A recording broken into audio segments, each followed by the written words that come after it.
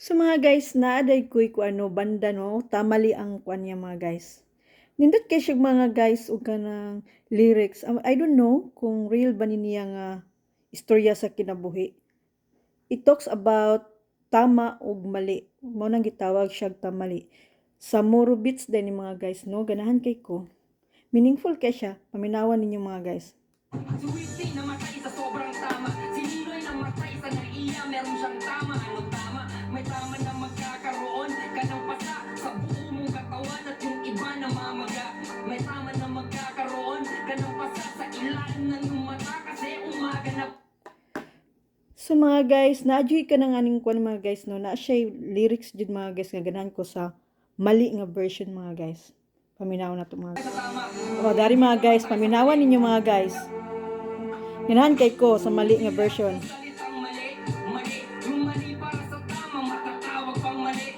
May tama sa mali, kaya gumawa siya ng mali. Hinahabol niya yung tama sa paraang mali.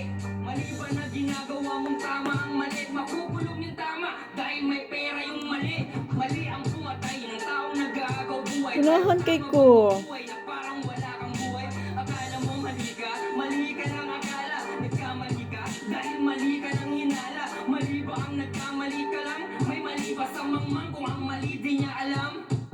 Kailanman hindi mali ang maligaw ka sa mali. Dahil maraming natututo sa pagkakamali.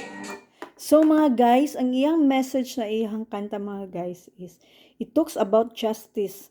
So, paano siya mga guys sa Pilipinas mga guys, kung wala kay kwarta, kung ikaw mo'y suspect or nakabuhat ka og krimen, nga kuan, dili nimo sala, na dyo'y tendency nga mapriso ka kay umang kay ikabayad.